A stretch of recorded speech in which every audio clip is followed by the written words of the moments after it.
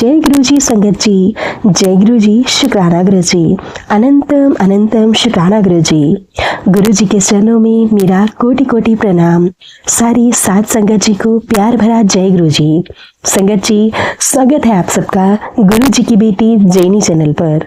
आशा करती हूँ आप सब बिल्कुल ठीक होंगे, मैं भी बिल्कुल स्वस्थ हूँ। तो चलिए संगत जी, सबसे पहले हम गुरु जी का पावन मंत्र जाप करेंगे, फिर हम सत्संग को स्टार्ट करेंगे। ओम नमः शिवाय, शिव जी सदा सहाय। ओम नमः शिवाय, गुरु जी सदा सहाय। ओम नमः शिवाय, शिव जी सदा सहाय। ओम नमः शिवाय, गुरु जी सदा सहाय। जय गुरु जी, शुक्राना गुरु जी, अनंतम अनंतम शुक्राना गुरु जी। संगत जी, आप सबसे हाथ जोड़कर विनती है कि आप सबको सत्संग अच्छे लगे, प्लीज ज्यादा से ज्यादा शेयर करें, लाइक करें और कमेंट करना बिल्कुल ना भूलें। चैनल पर नए होंगे तो चैनल को सब्सक्राइब करें, नोटिफिकेशन के लिए बेल आइकन को प्रेस करें ताकि आप सबको गुरु जी के आने वाले सभी सत्संग की नोटिफिकेशन मिल सके और आप गुरु जी के प्यारे प्यारे ब्लेस्ड सत्संग सबसे पहले सुन सकें। संगत जी, सत्संग भेजना चाहते हैं तो नीचे डिस्क्रिप्शन बॉक्स में मेल आईडी और व्हाट्सएप नंबर दिया गया है। आप हमें टाइप करके या फिर लिखकर या शांत वातावरण में ऑडियो रिकॉर्ड करके भेज सकते हैं। गुरु जी की ब्लेसिंग से आप सबके सत्संग जरूर शेयर किए जाएंगे।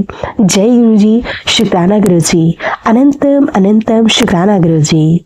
तो चलिए संगत जी, अब हम संगत जी के द्वारा भेजे हुए बहुत ही प्यारे से रिकॉर्ड करके भेजे हुए सत्संग को सुनते हैं। जय गुरु जी, शुक्राना गुरु जी।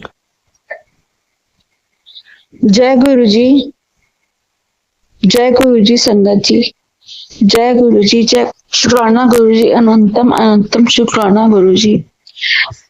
संगत जी, ये मेरा शुक्राना सत्संग है। गुरु जी मुझे काफी टाइम से कह रहे थे कि अपना शुक्राना सत्संग शेयर कर, पर हम ही ऐसे मूर्ख प्राणी हैं जो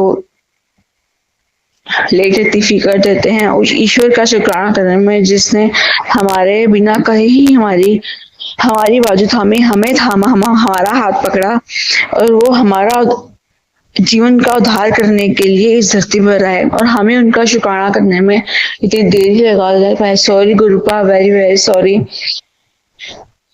हमसे संगत जी, गुरु जी कहते हैं कि अपनी जर्नी आप शुरू से शेयर कीजिए। तो शुरुआत तो यही है कि गुरु जी ने मुझे सन 2024 18 जुलाई को खुद से जोड़ा और तब से जो शुक्राना सत्संग चल रहा है जिंदगी में, तब से कोई गिनती, मतलब ये दिन खत्म हो जाएगा उन शुक्राना सत्संगों के बारे में बताते रहे, लेकिन उनकी गिनती खत्म नहीं होगी क्योंकि तब से ही मेहर हो रही है। मैं दरअसल एक मेंटली पेशेंट भी हूँ। संगत जी, मुझे बोलने में तकलीफ होती है। मैं बहुत ज्यादा क्रिटिकल दिमागी बीमारी है जिसके बारे में ज्यादा डिस्कस नहीं करूंगी क्योंकि मैं उसका जिक्र करके नेगेटिविटी नहीं फैलाना चाहती। बस ये गुरु जी की शुक्राना सत्संग के बारे में ही बताना चाहती हूँ, उनकी मेहरों के बारे में ही बताना चाहती हूँ। तो जब उन्होंने मेरा हाथ पकड़ा तब वास्तव मेरी हालत थी कि मेरा जीने का मन नहीं था। 41 साल की मेरी उम्र होने वाली थी और मतलब वही 40-41 साल से ही मैं मानसिक रूप से परेशान हुई, दिक्कत से इलाज चलते हुए, जिसका हमें जब पता चला था कि दिक्कत है उसका इलाज चलते हुए 24.5 साल हो गए हैं। लेकिन मैं हार गई थी, थक चुकी थी। 24.5 साल संगत जी किसे कहते हैं, उम्र में इतनी होगी।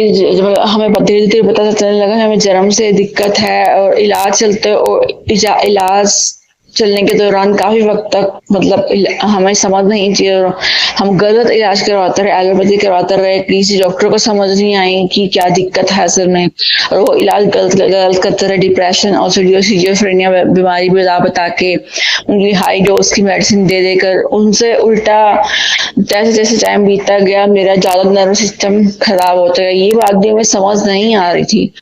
कुछ कृपा हुई बहुत सालों बाद 2015 में होम्योपैथी ट्रीटमेंट स्टार्ट करवाया। तो एक उनकी ट्रीटमेंट के होम्योपैथी डॉक्टर की ट्रीटमेंट के स्टार्ट होने से 6 महीने बाद समझ में आने लगा कि अभी मेरा जो दिक्कत है वो कुछ और है, वो किसी डॉक्टर को समझ नहीं आ रही है, और वो उसका इलाज जो कर रहे हैं वो गलत है। अपनी मनमर्जी दवाइयां देकर, अपनी मनमर्जी से ट्रीटमेंट देकर, मेडिसिन देकर, वो ट्रीटमेंट उसने मुझ पे दिमाग पर ज्यादा गलत असर डाला। और मेरे इतने सालों से बेवजह ही धक्के से ही मेरे जो थोड़ा वो सही नर्वस सिस्टम था वो भी डैमेज हो गया था। मुझे मतलब मेरी सोचते सुनने की शक्ति खराब हो गई थी, मेरे व्यवहार में बहुत जैसे एक बद दिमाग वाली कंडीशन हो गई थी। इस तरह से ऐसी मैं नहीं थी, और ये सब हो रहा था तो किसी को अंदाजा भी नहीं था कि क्यों हो रहा है। वो सोच रहे थे कि घर वाला सोच रहे थे हाँ इसे शायद बीमारी हो रही है, कोई दिमागी बीमारी बढ़ती जा रही है। तो हमें खुद समझ आया, ईश्वर ने थोड़ा साथ दिया। एक डॉक्टर से इलाज करने के 6 महीने बाद पता चलने लगा, और उस दौरान ही मुझे नई नई बातें पता चलने लगी। संगत जी आप हैरान होंगे, आप विश्वास नहीं करेंगे कि मुझे पता न, उस मैं 32 साल की हो चुकी थी। 32 साल की उम्र में जो भी मेडिसिन, जो भी ट्रीटमेंट, जो भी उनका ट्रीटमेंट काम कर रहा था, उस ट्रीटमेंट से मुझे ये एनालिसिस करने लग गई कि मुझे होता क्या है। मुझे साफ पता चलने लग गया मुझे दिक्कत क्या है, और मैंने ये निष्कर्ष निकाल लिया कि मेरे दिमाग में क्या दिक्कत है। मुझे पता भी लग गया, मुझे ये एहसास हुआ कि आप सही एक स्वस्थ मस्तिष्क होता क्या है, और जो मेरा 32 साल की उम्र तक नहीं था। आप शायद इस पर विश्वास करें ना करें, ये कैसे कह, क्योंकि इसको मैं ज्यादा डिटेल में भी बताऊंगी तो बहुत लंबा हो जाएगा। पूरा 1 साल लग गया था एनालिसिस करते हुए। मुझे समझ आना, मुझे बचपन की बातें याद आती थी कि कैसे मैं तो 2 बातें आपस में जुड़ जाती थी, मतलब अलग अलग करके उनके मूल रूप के, उनके अर्थ में समझ नहीं पाती थी बातों को। कोई उन पर झूठा इल्जाम लगाता था तो समझ नहीं पाती थी, मतलब बच्चे शरारती होते हैं। तो मैं कंफ्यूज होती थी कि मैंने कब किया, ये बोल रहा है तो मुझ पर इल्जाम लगा रहे हैं, ये टूट से टूटा है तो जो भी है, मतलब ये मैंने कब किया। जबकि हेल्दी माइंड वाला कोई भी बच्चा कहेगा नहीं नहीं मैंने नहीं किया, मुझ पर झूठा इल्जाम लगा रहे हैं। मैं कंफ्यूज रहती थी, मुझे पता नहीं लगता। टीचर्स होमवर्क देती थी, कुछ पता नहीं लगता था, मैं बैठी रहती थी, मैं ध्यान की हो रहता था। अगले दिन मुझे टीचर से फिर मार पड़ती थी, मैं होमवर्क करके नहीं लाती थी। इस तरह और बहुत सी ऐसी बातें हैं संगत जी, आपको शायद ये ना लगे कि ये मतलब कि किसी बीमारी के सिम्टम में आ सकती है। बीमारी के सिम्टम ही थे। बीमारी मीन्स मेरे दिमाग में कोई कमी थी, मेरे जन्म से मेरे दिमाग के में सेल्स वीक थे, मैं रोई बहुत कम थी। ढाई डॉक्टर ने मुझे ज़्यादा रुलाया, वही एक कमी रह गई थी। मेरी मम्मी को फर्स्ट डिलीवरी थी, उससे ज़्यादा नॉलेज नहीं थी, लेकिन मुझे आज तक हैरत होती है उस डॉक्टर ने भी मुझे नहीं रुलाया। और वहीं से निष्कर्ष निकलता है कि मेरे सेल्स वीक रह गए थे, जो एक समय आने पर जब टीन एज 16-17 एज में बच्चा बड़ा होता है, उसकी जब मैच्योरिटी समझ बुद्धि बढ़ती है तो 16-17 की एज में ही बढ़ती है। तो तब जब मेरी उम्र आई तब मेरी ये बीमारी बढ़ने लगी, और तब बस ये समझिए इसने बड़ा रूप धारण कर लिया। कुछ अजीब सी हरकतें मैं करने लगी, पढ़ने में और ज्यादा वीक होने लगी, सोचती रहती सारा दिन, कुछ ना कुछ दिमाग में अजीब सा होता रहता। तो जब मेरा ट्रीटमेंट स्टार्ट हुआ तो बस गलती यहीं से होगी। जब स्टार्ट हुआ तो हम जिस डॉक्टर के पास लेके गए उससे हमें डिप्रेशन, क्योंकि मेरे सिम्टम जो थे वो डिप्रेशन के पेशेंट से मिल रहे थे, तो उसने मुझे डिप्रेशन डिक्लेयर करके मेरा इलाज स्टार्ट करवा दिया। 17 ईयर्स की थी मैं, बस दवा गड़बड़ यही से इलाज चलता रहा 17 ईयर्स के बाद अब मैं 41 ईयर्स एंड हाफ की हो चुकी हूँ। 12 सालों तक मेरा ट्रीटमेंट चला एलोपैथी, जिसमें डॉक्टर्स से डिप्रेशन, ओसीडी और सीजोफ्रेनिया पता नहीं बता क्या क्या बता के, और मुझे खुद को समझ नहीं आता मुझे हो क्या रहा है, और मैं ये खुद नहीं जानती कि एक स्वस्थ दिमाग होता क्या, और मेरा आज तक वो नहीं है। कोई किसी को बताऊं तो हंसे, लेकिन ये बात अपने आप में बिल्कुल सच है संगत जी। मैं क्या बताऊं मैं। फिर जब वक्त आता है ईश्वर की तरफ से, ईश्वर ने उस डॉक्टर से मिलवाया, पंजाब के डॉक्टर से, तो उनके ट्रीटमेंट के कुछ टाइम बाद मुझे ये एहसास होने लगा भी मुझे दिक्कत क्या है। मुझे सब कुछ समझ आने लगा, मुझे डिप्रेशन, ओसीडी, सीजोफ्रेनिया तो कभी हुआ ही नहीं था, और जो चीज थी वो किसी डॉक्टर के समझ में नहीं आई। उन डॉक्टर से मैं पूछा कि मुझे क्या आता है, उन डॉक्टर ने बताया कि आपके सेल्स में एक सेल से दूसरे सेल में मैसेज पहुंचने का प्रोसीजर या टाइमिंग कह लो जो भी हो वो स्लो है। तो कुल मिला के मुझे समझ तो आ गया था कि समस्या जो भी है सेल से संबंधित है, सेल वीक है जो बड़े के इतना ज्यादा ग्रोथ नहीं कर पाए, और एक मतलब मैं ज्यादा मतलब पढ़ाई का भी बर्दाश्त नहीं कर पाई, पढ़ नहीं पाई, अजीब सी मेरी हालत हो गई। ऊपर से जब इलाज स्टार्ट हुआ तो वो इतना गलत स्टार्ट हुआ कि मेरी और हाथ बिगड़ती गई और सालों साल बिगड़ती गई। फिर उन डॉक्टर के पास भी इलाज, होम्योपैथी डॉक्टर के पास भी जो इलाज करवा रहे थे वो समझ तो आ गया। जैसे मैंने आपको बताया कि बचपन की बातें याद आने लगी, वो तभी याद आने लगी मुझे, तभी याद आने लगी। मैं कहती हूँ थैंक गॉड याद आने लगी, और याद आने लगी तो मुझे समझ आने लगा और मैं एनालिसिस करने लगी। मुझे सब कुछ समझ आता गया कि दिक्कत बचपन से है, क्योंकि वो बातें मेरे पास सबूत के तौर पर थी।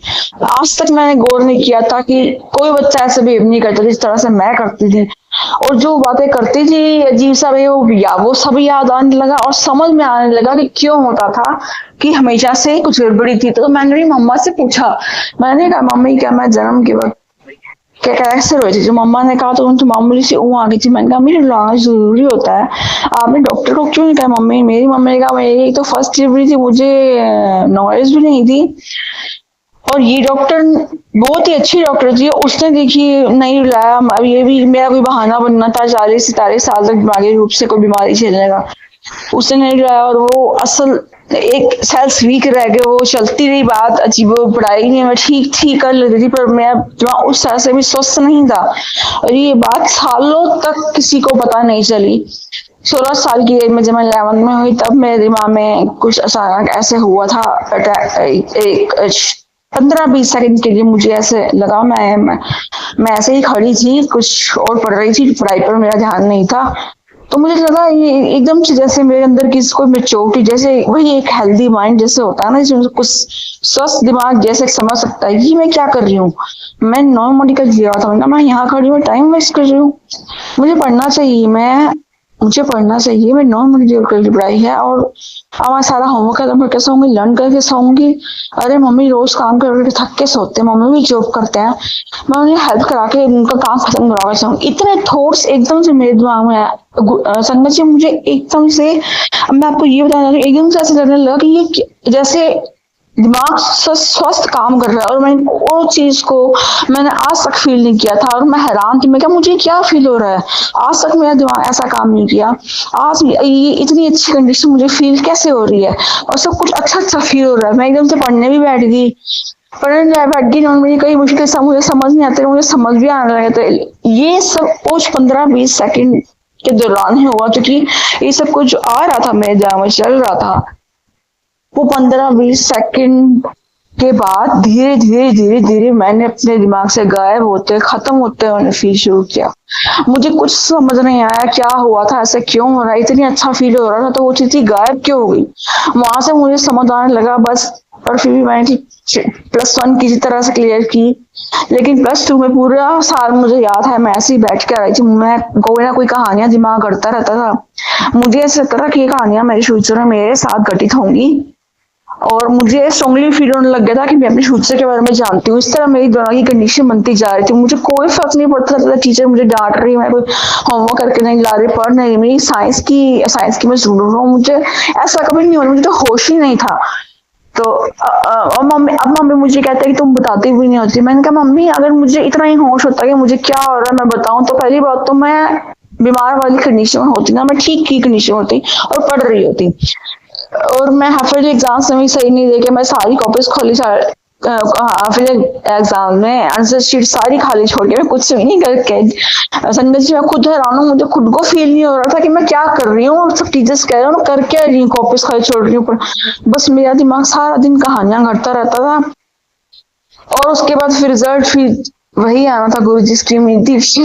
मैं पहली बार जिंदगी में कोई क्लास क्लियर नहीं कर पाई, तब से मेरा ट्रीटमेंट स्टार्ट हुआ। बस गलती वहीं से भी स्टार्ट हो गई, स्टार्ट हुआ जो सिम्टम्स बताए डॉक्टर को कि चुपचाप बैठी रहती है, सोचती रहती है, दीवार पर एक टक देखती रहती है, तो उन्होंने डिप्रेशन डिक्लेयर करके मुझे वही ट्रीटमेंट स्टार्ट कर दिया। वो अलग बात है कि इतने सालों बाद अब मुझे समझ आने लगा कि मुझे डिप्रेशन नहीं था। और फिर थोड़े देर टाइम बाद उसी डॉक्टर ने डिप्रेशन के साथ साथ ओसीडी का कह दिया कि इसे ओसीडी भी है, इतने थॉट्स आते हैं, ये ओसीडी की ही प्रॉब्लम है। तो वहां से मेरा डिप्रेशन और ओसीडी दोनों का ट्रीटमेंट स्टार्ट हो गया। किसी न किसी तरह से मैंने दोबारा +2 आर्ट्स लेनी पड़ी मुझे, लेकिन मैंने क्लियर कर तो ली। लेकिन बस वही साल दोबारा जो आर्ट्स लेने का वही साल थोड़ा ठीक किया। उसके बाद जब मैं कॉलेज में आई तो जो मैं ट्रीटमेंट तो चल ही रहा था, वो तो चल रहा था, उसके चलते रहने का हमें नहीं पता था वो दवाइयाँ मतलब गलत हैं और ट्रीटमेंट गलत चल रहा है, जो कि गलत इफेक्ट डाल रहा है।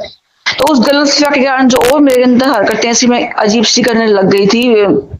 मैं कॉलेज में भी वही कर रही थी। मैं साइकिल लेके साइकिल स्टैंड पे खड़ी थी तो मुझे वो दिक्कत हो रही थी। मुझे लग रहा था कि मैं यहाँ नहीं वहां खड़े होना चाहिए, वहां गई तो नहीं, यहाँ ना गई तो वही नहीं वहां खड़े होना, ऐसे ऐसे कर रही थी।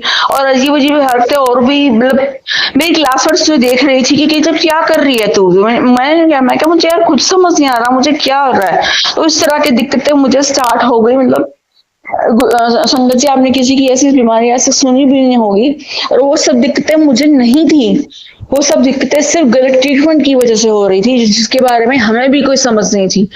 अब जब तक मेरे जान में कोई थॉट आता तो उस दौरान अगर लाइट ऑफ है और किसी ने ऑन कर दी तो मुझे वो दिक्कत हो जाती थी, झगड़े स्टार्ट होते थे। ऑन क्यों किया, मेरा दिमाग खराब हो गया। जब तक मेरे दिमाग से बात नहीं निकलती तब तक आप लाइट ऑन मत किया करो, और अगर ऑन है तो उसे ऑफ मत क्या करो। मतलब मुझे खुद को धीरे धीरे पता लगने लगा मेरे अंदर ही ऐसे क्रिटिकल से सिम्टम्स।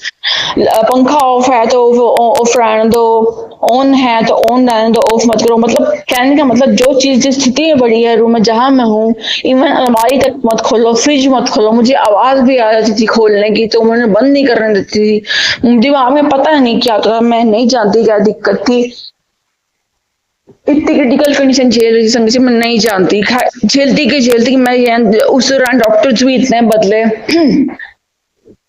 खैर 12 साल तक इलाज हमारा चलता रहा एलोपैथिक, 2-3 साल तक लास्ट में होम्योपैथिक भी चला। जो लास्ट में जो एलोपैथिक के डॉक्टर थे वो होम्योपैथिक की मेडिसिन भी देते थे, लेकिन उनसे भी 3 साल इलाज 2.5 साल इलाज कराने के बाद कोई फर्क नहीं पड़ा। फिर लास्ट हम जयपुर शिव गौतम डॉक्टर के पास गए थे, जहाँ से 15-20 कह रही हूँ सॉरी, जहाँ से 3-4 महीने दवाई ले सके, मेरी तबीयत ज्यादा खराब हो गई। उसके अगले साल हमने होम्योपैथिक ट्रीटमेंट स्टार्ट करवाया, क्योंकि सन 2013-14 उसके 15 में मतलब होम्योपैथिक ट्रीटमेंट चलता रहा। 15 में हमने अबोहर के डॉक्टर से, होम्योपैथिक डॉक्टर हैं अच्छे जो ट्रीटमेंट कराया, उनके ट्रीटमेंट से मुझे ही, जो मैंने आपको शुरू में बताया कि ये सब समाधान लगा कि मेरे को दिक्कत क्या है। मुझे जो डॉक्टर्स ने ओसीडी या डिप्रेशन या सिजोफ्रेनिया वगैरह बताया है वो नहीं है, और मुझे क्या दिक्कत है ये भी समझ में आ गया।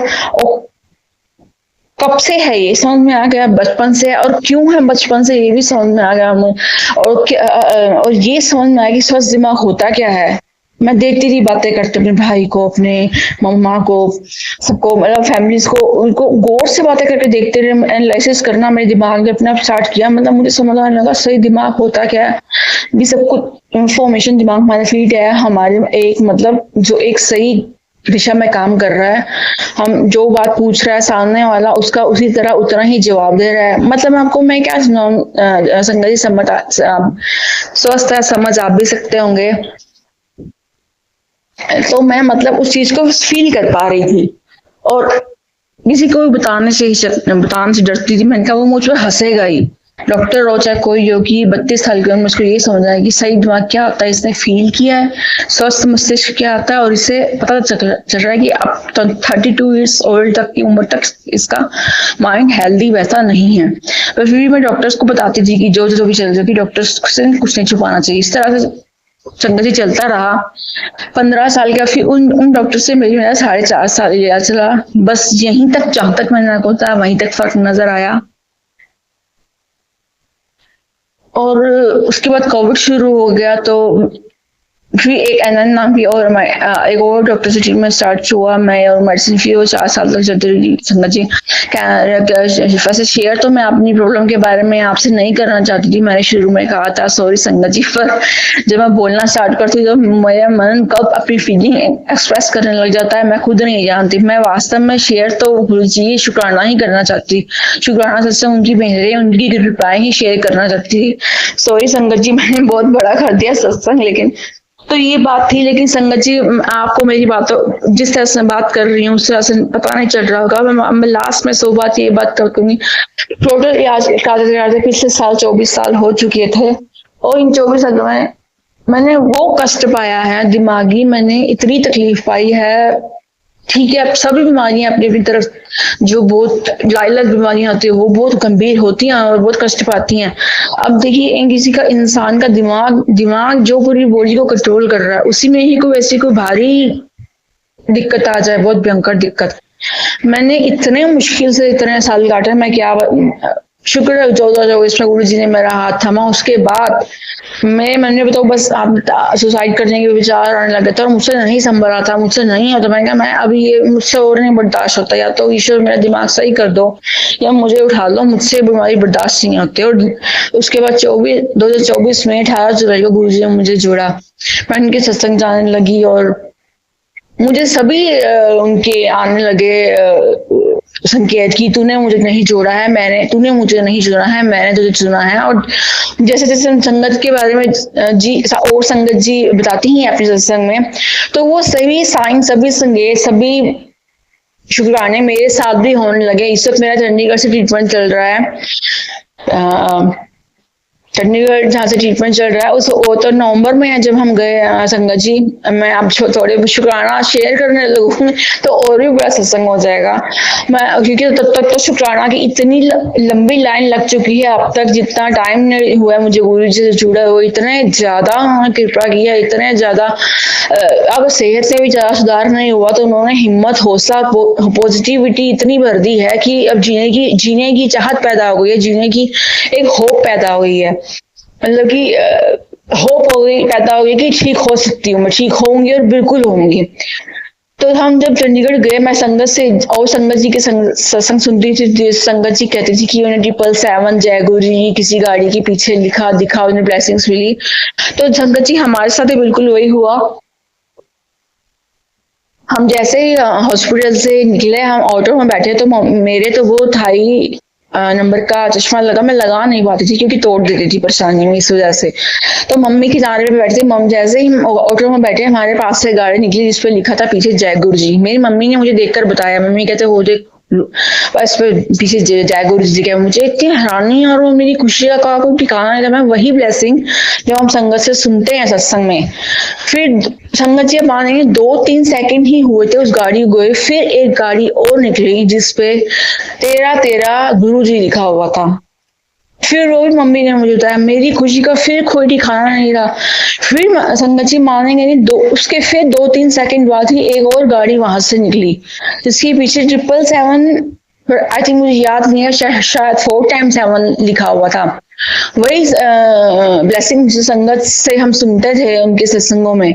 तो मतलब इतना हौसला, इतनी खुशी जागी। मम्मी वही ब्लेसिंग जो संगत जो कहती है, संगत से सुनते थे और हमारे खुद के साथ हो रहे हैं, हमें वास्तव में गुरु जी ने जोड़ लिया। वो मेरी खुशी का संगत जी कोई ठिकाना नहीं था कि वास्तव में गुरु जी ने मेरा हाथ पकड़ लिया और मुझे ठीक करके रहेंगे। और मुझे कह भी चुके थे कि एक बार मैं बहुत परेशान हो रही थी तो उनका मैसेज फ्लैश हुआ था, मैं बेटा मैं तेरी हालत देख रहा हूँ, क्या है जो डॉक्टर नहीं कर सके वो मैं करूंगा।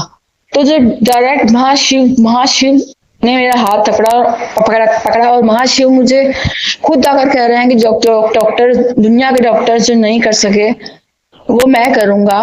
वो समझ तो मुझे भी आ गया था, इतने सालों से इलाज करवा रहा है कोई दुनिया का डॉक्टर, कोई इंडिया का कोई कुछ नहीं कर सका तो दुनिया का भी कोई कुछ नहीं कर सकता। दुनिया को चलाने वाला डॉक्टर ही अब कुछ कर सकता है। समझ आ गया था, मेरे समझ आने से पहले ही उस ईश्वर ने, महाशिव ने मेरा हाथ थाम भी लिया था। इसका अनंतम शुक्राना गुरु जी। मैं मरी गई थी, जिंदा लाश ही थी, मेरा जीने की कोई चाहत नहीं थी, मैं जिंदगी खत्म ही थी, मेरी कुछ नहीं था जिंदगी में। मेरे रंग कुछ भी बीमारी को झेलते रहते मैं बहुत ज़्यादा परेशान हो गई थी, ना जीने का मन करता था, ना मर भी नहीं सकती थी। अपने परिवार वालों तो कुछ, मेरी बहुत बुरी हालत है। गुरुजी आपने मेरा हाथ थामा, इसका शुक्राना मैं जितना करूँ उतना सारा दिन करती रहूँ तो भी कम पड़ जाएगा। सबसे बड़ी बात शुक्राना तो वैसे हर बात का है संगत जी, गुरु जी के लिए। टाइम टाइम पर एक मेरी दिमागी बीमारी के लिए नहीं, मेरे शरीर में और होने वाली बीमारी के लिए भी संकेत हो देते रहे और उनके सत्संग में पढ़ती रही। काफी संकेत पेट में उन्होंने मेरे पेट में होने की बीमारी की सत्संग बीमारी के संकेत काफी बार दिए और मैंने सभी सत्संग पढ़े। और आंखों के लिए उन्होंने मुझे काफी बार संकेत दिए कि आंखों को भी ब्लेस करूंगा, आंखों के में ज्यादा प्रॉब्लम हो सकती है तो दिल प्रसाद डाल, और आंखों के लिए भी बहुत संकेत दिए, उपाय बताए, वो भी मैंने किया और अब भी कर रही हूँ। और कभी भूल जाती हूँ पर कर रही हूँ मैं, मतलब वो मुझे और बीमारियां होने से भी संभाल रहे हैं और सभी संगत के साथ जैसे जिसका हाथ उन्होंने पकड़ा है सबको वैसे संभाल रहे हैं। और यही नहीं, हम जैसे इंसान हैं, ना चाहते भी कभी कभी हमारे अंदर इतनी नेगेटिविटी आ जाता है, अविश्वास आ जाता है, विश्वास गुरु जी पे विश्वास जगमगाने लगता है, वो तब भी गुरु जी हाथ थाम लेते हैं। ऐसा कोई सत्संग ऐसा थंबनेल होता है उसका, तो पढ़ के ऐसा लगता है बिल्कुल जैसे हम पे ही सूट कर रहा हो। वो अंदर इतनी शक्ति, फिर से विश्वास जाग जाता है, शक्ति जाग जाती है, इतनी शक्ति जाग जाती है, इतनी पॉजिटिविटी, इतना हौसला, खुद पे शर्म आती है कि कैसे हम गुरु जी पे हमारा विश्वास जगमगा कैसे जाता है। उल्टा वो हमने इतने इंसान बुरे कर्म करता है जिसका फिर भी ईश्वर किसी ना किसी रूप में धरती पर अवतार लेके आते हैं इंसान के कर्म, बुरे कर्मों को काटने के लिए। और गुरु जी तो 90% अपने ऊपर ले लेते हैं, 10% हमें काट देते हैं संगत जी, उसमें भी हमारी चीखें निकल जाती हैं। तो सोचिए जो हमें 90% काटने पड़ते हैं उसमें हमारा क्या हाल होता। कितना शुक्राना करें गुरु जी का, हम कर ही नहीं पाएंगे, कितने जन्म हो जाएं तो भी नहीं कर पाएंगे। हर बात का शुक्राना। हम लोगों पर सड़क पर तंबू लोगों को देखते हैं जिनके पास घर नहीं है, वो कड़कती सर्दी हो या कड़कती धूप हो, गर्मी का मौसम हो, वो उसी में रहते हैं। कैसे रहते हैं मुझे समझ नहीं आता। इनफैक्ट हम चाहे रेंट पर रहते हैं लेकिन उन लोगों से इनफैक्ट हमारी हालत बहुत ही ज्यादा अच्छी है, बहुत ही ज्यादा अच्छी, डेफिनेटली 100% बहुत ज्यादा अच्छी है। गुरु जी ने वास्तव में हमें बहुत कुछ दिया है। हर वक्त हमें गुरु जी खाने के लिए एक पौष्टिक आहार हर वक्त उपलब्ध करवा रहे हैं, इसकी कमी कभी नहीं होती हमारे घर में। अच्छी तरह से जीवन रहन सहन हो रहा है, हर मौसम के अनुसार से कपड़े, सब रजाइयाँ, गद्दे वगैरह जो भी सामान होता है वो सब हमारे घर में है। कि अच्छा घर, अच्छी फैसिलिटीज है सब घर में, अच्छा एक मतलब जीने का जो जगह चलाने के जो जरिया चाहिए, साधन चाहिए, जो भी नौकरी या जो भी वो भी ईश्वर ने हमारे ऊपर मेहर की हुई है। तो संगत जी इंसान की, मैं कहना चाहूंगी कि इंसानी फितरत होती है कि वो उस तीन चीजों की तरफ देखता है जो उसे नहीं मिली, जो उसे और भगवान से उसकी तरफ देख के शिकायत करता है कि मुझे नहीं मिली। वो उन चीजों की तरफ नहीं देखता जो भगवान ने दी हैं, जो और कई लोगों को भी नहीं मिली, जिसकी उन और लोगों को भी वो जरूरत है लेकिन उसे वो दी है, वो उसका शुक्राना नहीं करता। ये इंसानी फितरत है। हम भी कहीं ना कहीं लगभग लोग इसी में से एक है। मुझे भी अब समझ आ चुकी है ये चीज। तो मैं गुरु जी से माफी मांगना चाहूंगी। गुरु जी, मैं आज तक जितनी शिकायतें की हैं आपसे, मैं उसके लिए माफी चाहती हूँ। और इतना शुक्राना आपने हमें बहुत दिया है। आपका शुक्राना ही है, शिकायतों के लिए कोई जगह ही नहीं है। क्योंकि जो हम भोग रहे हैं, दुख भोग रहे हैं, कष्ट भोग रहे हैं, वो सब हमारे ही पुराने कर्मों का ही लेखा जोखा है, जिसमें से अब वो भी 90% कटवा देते हैं। और कुछ दिन पहले की बात है, मैं इस तरह की गुरु जी के स्वरूप के आगे अरदास कर रही थी। वो तो रो रही थी क्योंकि मुझसे बीमारी बर्दाश्त नहीं हो रही थी, कभी कभी कम हो जाती, कभी कभी संगत जी बीमारी बढ़ जाती। तो उस दिन मैंने संगत जी बहुत ऐसे कहा गुरु जी को, बहुत शिकायत की भी, नहीं ठीक करो या मुझे हिम्मत दो, मैं बहुत मंत्र जप करूं, सत्संग सुनूं, मुझसे वो भी नहीं होता है। ऐसे मैं शिकायतें कर ही जा रही थी। सत्संग जी अगले दिन मैसेज फ्लैश हुआ कि तुमने रो कर मेरा दिल दुखाया है। संगत जी मुझे इतने हैरान, इतनी शौक में हो गई और मुझे खुद पर इतना गुस्सा है। मैंने कहा मैंने मेरे महाशिव, मेरे गुरु, मेरे महागुरु मैं उनको जो मेरे दुख, जो मेरी सारी जिंदगी की जिस तरह की सारी परेशानियां दूर करने के संकेत भी दे रहे हैं और कर भी रहे हैं, और ये मेरे ही कर्म है जिसकी वजह से डिले हो रहा है जिसमें, और मैं झेल दुख जैसे भी आ रहे हैं उसके बारे में गुरुजी ने भी कहा था कि तेरे पुराने जन्म के जो कर्म है बहुत बुरे हैं, इसलिए देर लग रही है और ठीक होने में वक्त लगेगा। और हम वही बन गए ना, हम संगत जी, हम जैसे हमारी फितरत है कि हम शिकायतें करना फितरत है, और जो गुरुजी ने पॉजिटिव दिया है उसकी तरफ देखते नहीं। तो जैसे ही उस मैसेज फ्रेश हुआ कि तूने रोकर मेरा दिल दुखाया है, मुझे खुद पर इतना गुस्सा, हैरानी हुई, खुद में इतनी शर्मसार हुई संगत जी। मैंने गुरु जी से बहुत माफी मांगी, मैं अब भी माफी मांगती हूँ गुरु जी। मेरा मकसद आपका दिल दुखाना कभी हो ही नहीं सकता। मैं सपने में मैं कभी भी किसी भी तरह से सोच ही नहीं सकती आपका दिल दुखाने के बारे में, कभी भी नहीं। और अगर ऐसा हुआ है मैंने आपका दिल दुखा तो मैं बहुत बहुत क्षमा चाहती हूँ गुरु जी। अब इस बात की माफी नहीं, इस जन्म और पिछले जन्म, हर जन्म में मुझसे या मुझसे और मेरे परिवार वालों, सभी मेरी फैमिली मेंबर ने, ब्रदर सिस्टर, सभी उनके बच्चों, मम्मी पापा, मेरे बच्चों, मेरे बेटे की इस जन्म में और पिछले जन्म में किए गए सभी बुरे, किसी का दिल दुखाया हो, कोई भी बुरा कर्म, कोई भी पाप किया हो, तो उसके लिए मैं बहुत बहुत क्षमा चाहती हूँ। और आपसे बस शक्ति चाहती हूँ कि आप हमें शक्ति दीजिए कि हम मंत्र जाप करें, हम सत्संग तो सुने ही, और शुक्राना करना कभी ना भूलें। सबसे बड़ी बात, जैसी भी परिस्थिति हो, जैसी भी हालात हो हमारे, शुक्राना करना है तो हम सबसे पहले गुरु जी आपका शुक्राना करें, जिस भी हालत में हम हों, और जिस भी बात को लेकर शुक्राना करना है वो करें, जरूर करें। कभी भूलें ना, कभी डिले ना करें, लापरवाही ना करें, कभी हम कल पर ना छोड़ें। और हमें इतनी शक्ति दीजिए कि हम मंत्र जाप कर रहे हैं, और क्योंकि मंत्र जाप ही और शुक्राना करना ही दोनों, शुक्राना जिसमें सबसे ज्यादा ताकत है संगत जी, इससे हमारे इतने कर्म करते हैं। और मैं चाहती हूँ गुरु जी अपने सभी बुरे कर्मों की क्षमा तो चाहती हूँ, मैं चाहती हूँ मेरे अंदर हर तरह की आप दुर्बुद्धि, हर तरह की बुरी बुद्धि, बुरी सोच, कोई भी नेगेटिव सोच की, किसी के लिए बुरा करना तो दूर की बात, किसी के लिए बुरा सोचूं बिना, ऐसी मेरी सोच बना दीजिए। मेरी दुर्बुद्धि दूर कर दीजिए, हर तरह की सद्बुद्धि, हर तरह की नेक पवित्र बुद्धि दीजिए, अच्छी सोच दीजिए, दिल से अच्छा सोचूं, सबके प्रति अच्छा सोचूं, किसी के प्रति कोई मन में वैर भाव ना रखूं। और मैं ये चाहूंगी गुरु जी के सबसे बड़ा अहंकार, जेलस, बदले की भावना, नफरत, ऐसे लालच, ऐसे अवगुणों से तो मैं इतनी कोसों दूर हो जाऊं। गुरु जी प्लीज मुझे शक्ति दीजिए, मुझे कोसों दूर कर दीजिए। कैसी भी सिचुएशन हो, मुझ में ऐसे अवगुण, मुझे कोई भी ऐसे अवगुण कभी भी ना आए।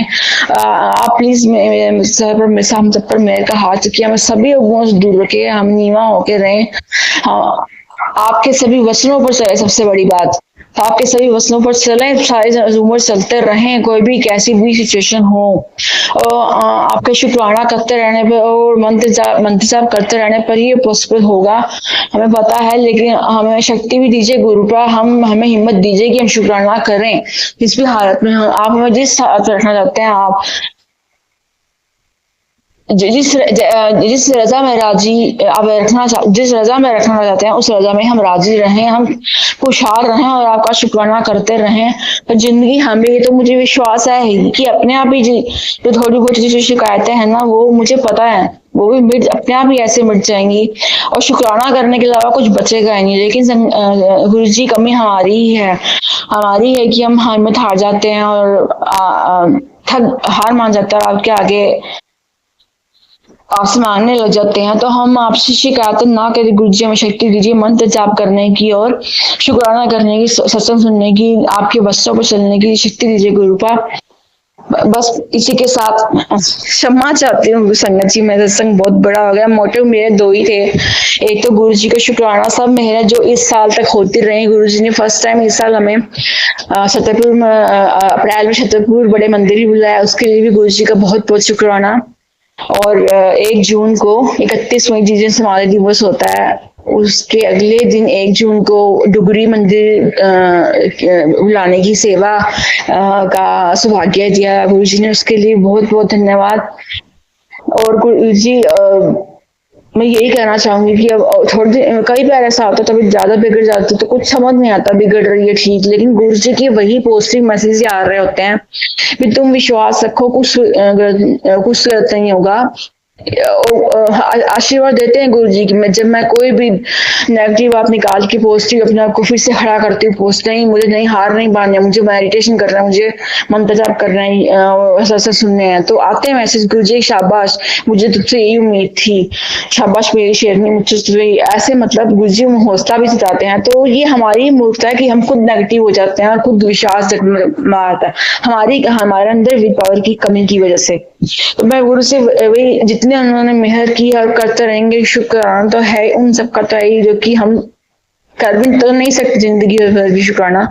और जितने पाप के हुए कर्म किए उनके सबके लिए माफी गुरु का। मैं आपका दिल नहीं दुखाना चाहती थी, सोच भी नहीं सकती मैं आपका दिल दुखाने का, किसी का भी दिल दुखाना चाहती, उसके लिए क्षमा गुरु जी, सब क्षमा, सब अवगुणों सब दुर्गुणों को, सब दुर्बुद्धि को दूर रखते हुए आपके सब अच्छे वस्त्रों पर चलते हुए हमें सब अच्छे सद्गुण देना, सद्बुद्धि देना, हम नीवा होकर चले, कभी हमें अहंकार जैसा अवगुण तो हमेशा कोसों से दूर रहे।